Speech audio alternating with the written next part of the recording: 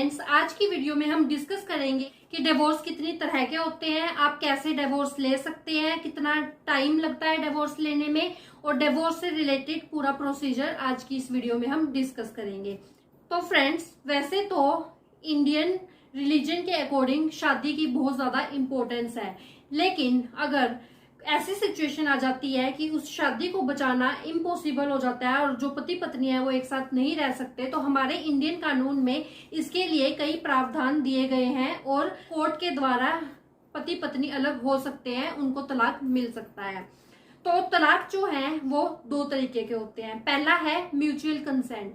Mutual consent का मतलब है कि अगर पति पत्नी आपसी सहमति से अलग रहना चाहते हैं और आपसी सहमति से उनका मेंटेनेंस कितना देना है, एलिमनी कितनी चाहिए, वो सब कुछ म्यूचुअली अगर उनका डिसाइड हो चुका है और अगर वो दोनों मिल के डिवोर्स लेना चाहते हैं, दोनों इसके लिए एग्री करते हैं आपसी सहमति से, तो उसको हम कहते हैं म्यूचुअल डिवोर्स। अब ये फाइल कैसे करते हैं?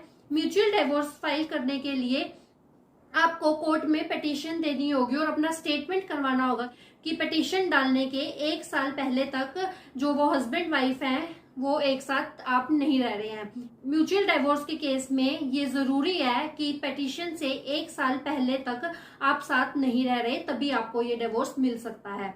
उसके बाद कोर्ट आपको 6 महीने का जो है वो कूलिंग पीरियड देगी। इस कूलिंग पीरियड के दौरान अगर हस्बैंड वाइफ का जो है डिफरेंसेस हैं वो खत्म हो जाते हैं और उनका जो मतभेद है वो खत्म हो जाता है और वो एक साथ रहना चाहते हैं, तो वो अपनी पिटीशन को विड्रॉ कर सकते हैं।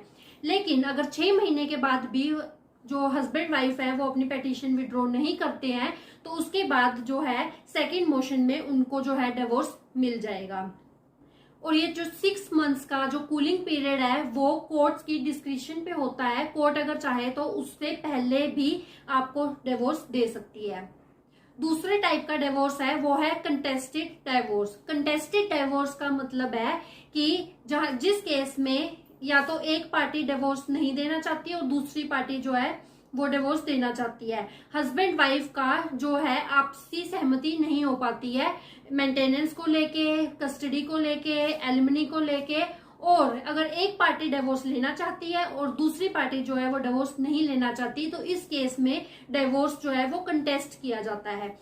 और डिवोर्स कंटेस्ट करने के लिए हिंदू मैरिज एक्ट में कुछ ग्राउंड्स दिए गए हैं, सिर्फ उन ग्राउंड्स पे ही डिवोर्स आपको मिल सकता है। वो कुछ ग्राउंड्स हैं जैसे कि क्रुएल्टी, कि हस्बैंड या वाइफ जो है वो क्रूरता यानी कि क्रुएल्टी करते हैं, मारपीट करते हैं, ताने मारते हैं, खाना नहीं देते हैं, इस तरह की अगर सिचुएशन है तो ये है क्रुएल्टी। इस बेसिस पे भी डिवोर्स मिल जाएगा। या फिर एक पार्टनर एडल्ट्री कमिट करता है, या फिर हस्बैंड या वाइफ में से कोई एक जना अपना धर्म बदल लेता है, या जैसे कि मान लो कोई हिंदू है, अगर वो मुस्लिम बन जाता है या फिर वो क्रिश्चियन बन जाता है, तो इस केस में भी डिवोर्स मिल सकता है। इसके अलावा पति या पत्नी में से कोई एक 2 साल से एक साथ नहीं रह रहा है और अलग जाके रह रहा है, परित्याग कर दिया है उसने, तो इस केस में भी डिवोर्स मिल सकता है। और इसके अलावा अगर एक पार्टनर को कोई मेंटल डिसऑर्डर है जिसके तहत जो है वो अपने शादी के दायित्वों को नहीं निभा सकता, तो इस केस में भी डिवोर्स मिल सकता है। इसके अलावा अगर कोई कम्युनिकेबल सेक्सुअल ट्रांसमिटेड डिजीज है तो इस केस में भी आपको डिवोर्स मिल सकता है।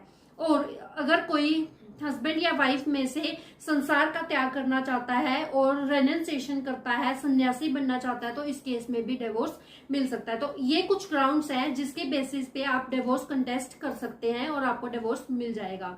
तो आप जो डिवोर्स की पिटीशन है वो कहाँ पे फाइल कर सकते हैं? तो सबसे पहले तो जहाँ पे आपकी शादी हुई है वहां पे आप फाइल कर सकते हैं, या फिर हस्बैंड और वाइफ इकट्ठे जिस जगह पे रह रहे थे उस जगह पे फाइल कर सकते हैं, या फिर पिटिशनर जिस जगह पे रह रहा है वहां से भी आप फाइल कर सकते हैं। और टाइम की अगर बात करें कि डिवोर्स लेने में कितना टाइम लगता है, तो म्यूचुअल डिवोर्स के केस में 6 से 8 महीने के अंदर आपको डिवोर्स मिल सकता है। और वहीं अगर कंटेस्टेड डिवोर्स है तो उसमें आपको सालों साल भी लग सकते हैं और आपको थोड़ा जल्दी भी डिवोर्स मिल सकता है। और अब कई लोगों को क्या लगता है कि अगर वो म्यूचुअल डिवोर्स ले रहे हैं तो दोनों पार्टीज आपसी सहमति से अगर एफिडेविट देते हैं और उसको नोटरी से टेस्ट कराते हैं तो वो जो है म्यूचुअल डिवोर्स माना जाएगा, लेकिन ऐसा बिल्कुल भी नहीं है। इंडियन लॉ के अकॉर्डिंग डिवोर्स जो है सिर्फ कोर्ट ही दे सकती है। तो फ्रेंड्स, आई होप डिवोर्स से रिलेटेड काफी इंपॉर्टेंट डाउट्स आपके आज क्लियर हो गए होंगे। तो ऐसी ऐसी लीगल अपडेट्स हम अपने चैनल पे लेके आते रहते हैं। तो अगर आपको ये वीडियो अच्छी लगी है तो हमारे चैनल को लाइक करें, शेयर करें और सब्सक्राइब करें और नीचे दिए गए बेल आइकन को भी जरूर ऑन कर लें ताकि ऐसी ऐसी लीगल अपडेट्स की नोटिफिकेशन आपको मिलती रहे। तब तक के लिए जुड़े रहिए हमारे चैनल लीगल स्टोर हाउस के साथ।